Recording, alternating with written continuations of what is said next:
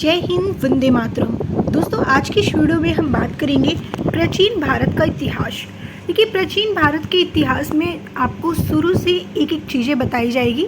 अगर आपने हिस्ट्री का बिल्कुल भी नहीं पढ़ा है तो ये समझ लीजिए एकदम बेसिक कंसेप्ट के साथ हम आपके लिए इस वीडियो के माध्यम से लेकर आए हैं। इससे पहले हमने आपको बहुत सारे टॉपिक कवर करा दिए हैं जो एकदम बेसिक लेवल से है। हिस्ट्री क्या है, हिस्ट्री कैसे बना, कैसे इसका कौन डिस्कवर्ड किया, इसकी फादर किसे कहते हैं, एक एक चीज़ आपको मैंने वीडियो के माध्यम से बताया है। तो आज के इस क्लास में हम बात करेंगे प्राचीन भारत के इतिहास में प्रागैतिहासिक काल। ठीक है, प्रागैतिहासिक काल के बारे में हम बात करेंगे जो काफ़ी इम्पोर्टेंट है। तो आइए देखते हैं इस वीडियो के माध्यम से क्या क्या जानकारी आपको मिलती है। सबसे पहले हम बात यहाँ पर करेंगे इतिहास अतीत में घटित घटनाओं का एक विवरण है। इतिहास के बारे में अगर हम बात करें तो आप सभी को पता है कि इतिहास एक अतीत है, जो बीत चुका है उसी को इतिहास कहते हैं। जो बीता हुआ कल आपका है, जो आपका कल बना उसी को आप इतिहास कहते हो। तो आप कह सकते हो कि अतीत में घटित घटनाओं का विवरण है। अतीत के अध्ययन को ही क्या कहते हैं, इतिहास कहते हैं। अगर आपसे कोई डेफिनेशन पूछे इतिहास किसे कहते हैं तो आप बिल्कुल बेफिक्र होकर ये डेफिनेशन बता सकते हो। इतिहास अतीत में घटित घटनाओं का एक विवरण है और अतीत के ही अध्ययन को हम इतिहास कहते हैं। इतिहास के जनक यानी कि फादर ऑफ हिस्ट्री किसे माना गया है, हेरोडोटस को। हेरोडोटस ने इतिहास के बारे में अध्ययन किया और इतिहास की खोज की, जिसे फादर ऑफ हिस्ट्री के नाम से जाना जाता है। हिस्ट्री को 3 भागों में डिवाइड किया गया है, प्रागैतिहासिक काल, आद्य ऐतिहासिक काल और ऐतिहासिक काल। ठीक है, इस तरीके से 3 भागों में इसे डिवाइड किया गया है। Pre historic period, proto historic period और हिस्टोरिक पीरियड। अब यहाँ पर समझना क्या है, देखिए, अगर हम प्री हिस्टोरिक पीरियड में बात करें तो इस काल में मानव किसी लिपि और लेखन कला से परिचित नहीं था। उसे इस काल में बिल्कुल भी कोई भी चीज़ें, इनको लिपि और लेखन कला के बारे में अध्ययन नहीं था, जो हम किस में पढ़ रहे हैं, प्री हिस्टोरिक पीरियड में पढ़ रहे हैं। ठीक है, तो प्री हिस्टोरिक पीरियड में आपको बिल्कुल भी कोई अध्ययन नहीं था और इसी को पाषाण काल या ताम्रकाल कहा जाता है, यानी कि पाषाण काल की हम बात कर रहे हैं। नेक्स्ट, अगर हम प्रोटो हिस्टोरिक पीरियड की बात करें तो लिपि से यहाँ पे परिचित तो थे पर पढ़ी नहीं जा सकती थी, यानी कि हम लिपि से इस हिस्ट्री पीरियड में परिचित तो हो गए थे लेकिन इसे हम लिख पढ़ नहीं सकते। यानी कि लिपि ये तो जान चुके थे क्या है, लेकिन इसको अध्ययन कैसे करना है, इसको पढ़ना कैसे है, इसके बारे में हमें जानकारी नहीं प्राप्त हुई थी, जो हड़प्पा सिंधु सभ्यता में आप पढ़ते हो। हिस्टोरिक पीरियड की बात करें, मानो किसी न किसी लिपि से परिचित था और वह पढ़ी भी जा सकती थी। जब ऐतिहासिक काल आया तो ऐतिहासिक काल में सारी चीज़ें उन्हें क्लियर हो चुकी थी, यानी लिपि क्या होता है, इसे क्या पढ़ते हैं, कैसे पढ़ते हैं, ये सारी चीज़ें ऐतिहासिक काल में, हिस्टोरिक पीरियड में इन्हें अध्ययन हो चुका था, जो हम प्राचीन भारत, आधुनिक भारत, मध्यकालीन भारत में अध्ययन करते हैं। अब हम बात करते हैं यहाँ पर प्री हिस्टोरिक पीरियड के बारे में।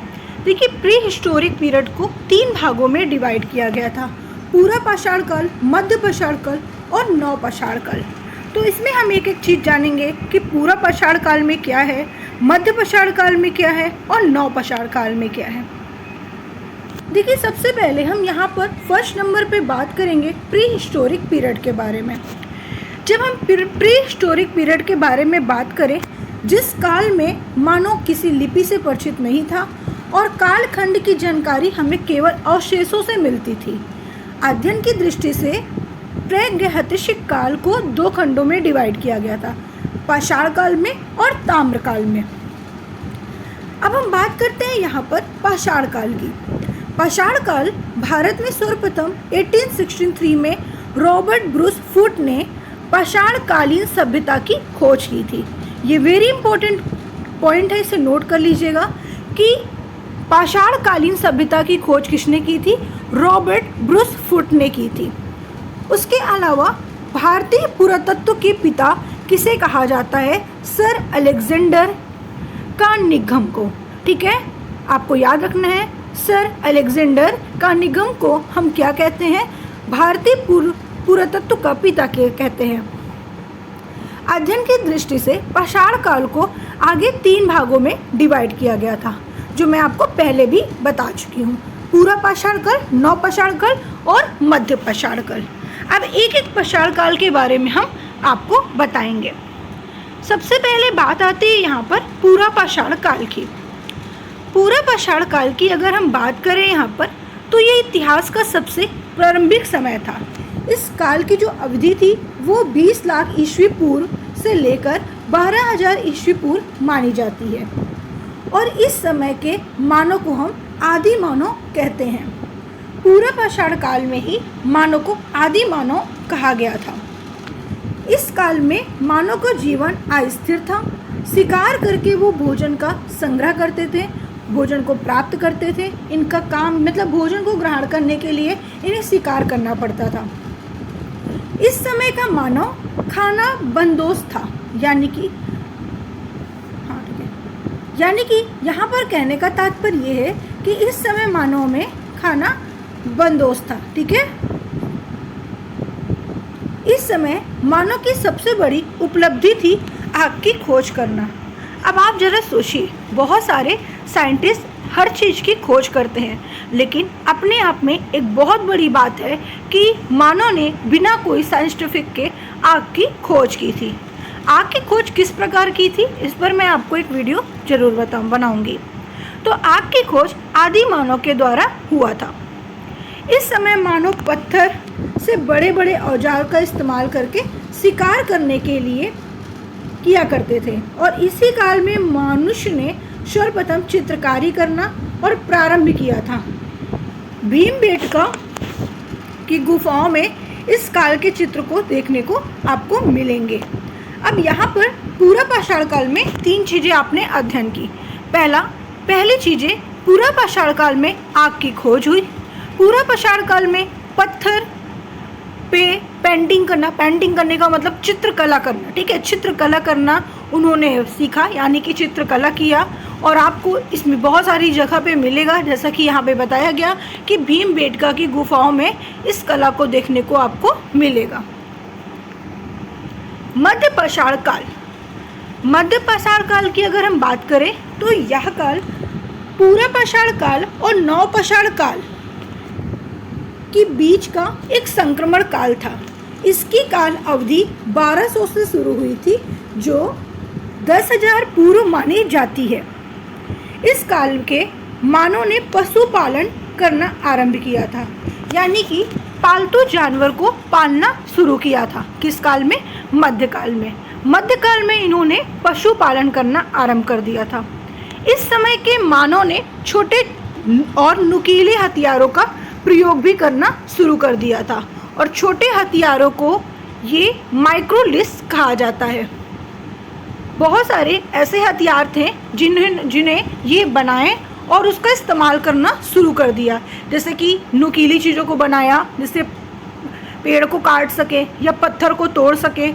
ऐसी चीज़ों को इन्होंने बनाना शुरू कर दिया था, जिसे माइक्रोलिथ के नाम से जाना जाता है। मनुष्य द्वारा पाला गया सबसे पहला जानवर जो था वो आप सभी को पता है, कुत्ता था, जिसे पालतू जानवर कहा जाता है। अब बात हम करते हैं नव पाषाण काल की। नव पाषाण काल की बात करें तो मध्य पाषाण काल के बाद नव पाषाण काल का आरंभ होता है।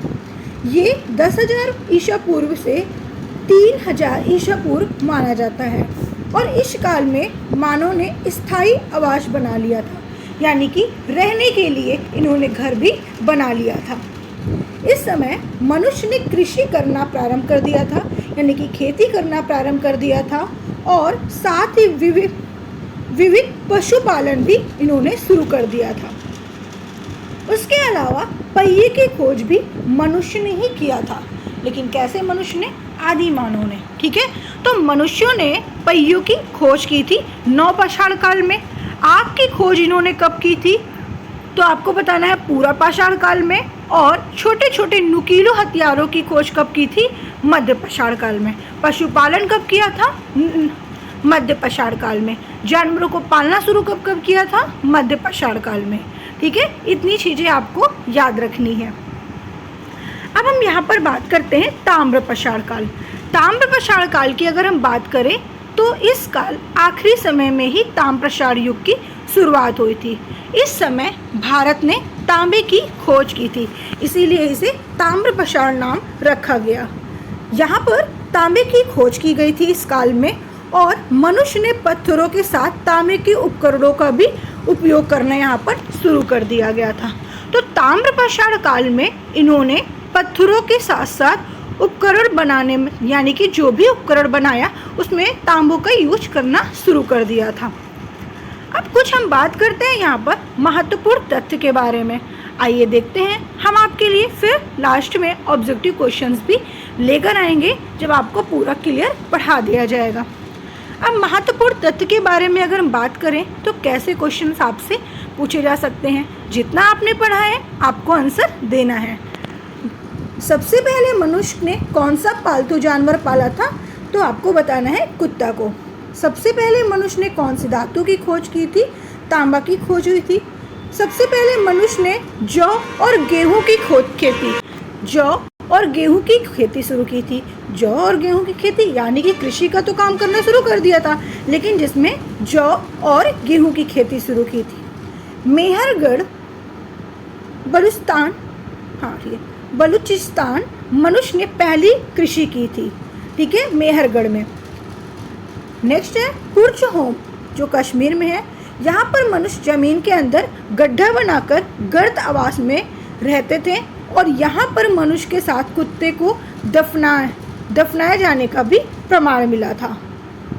नेक्स्ट आपको याद रखना है, सबसे पहले चावल का प्रमाण कहाँ पे मिला था? उत्तर प्रदेश में कोल्डी हवा में। भीमबेटका मध्य प्रदेश में। भीमबेटका की गुफाओं में मनुष्य द्वारा बनाए गए सबसे पहले शैल चित्रों का प्रमाण आपको मिलेगा। तो ये कुछ तथ्य थे जो काफ़ी इम्पोर्टेंट थे। तो जुड़े रहिए हमारे साथ वीडियो में लास्ट तक, और ऐसे ही वीडियो देखने के लिए चैनल को सब्सक्राइब करिए। वीडियो को लाइक करके शेयर करना बिल्कुल मत भूलिएगा, क्योंकि हम आपके लिए जो लेकर आए हैं वो काफ़ी इम्पोर्टेंट है, काफ़ी इंटरेस्टिंग टॉपिक है।